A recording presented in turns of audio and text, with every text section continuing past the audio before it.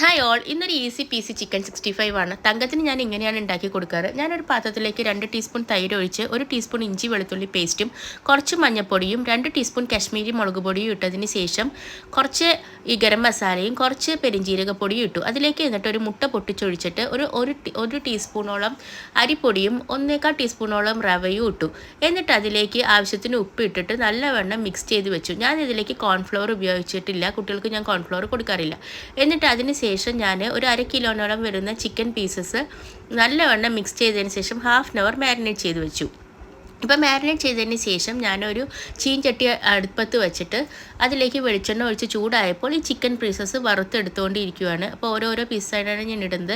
അതിന് ശേഷം ഒരു ഭാഗം വറുത്ത് വെന്ത് വന്നതിന് ശേഷം നെക്സ്റ്റ് ഭാഗം എടുത്തിട്ട് ഞാനിപ്പോൾ വറുത്ത് കോരി എന്നിട്ട് അതിലേക്ക് ഗാർണിഷ് ചെയ്യാൻ വേണ്ടിയിട്ട് കുറച്ച് പച്ചമുളകും 2 പച്ചമുളകും കുറച്ച് കറിവേപ്പിൻ്റെ ഇലയും ഇട്ടിട്ട് വറുത്ത് കോരി. അപ്പോൾ ഇതാണ് എൻ്റെ ഈസി പീസ് ചിക്കൻ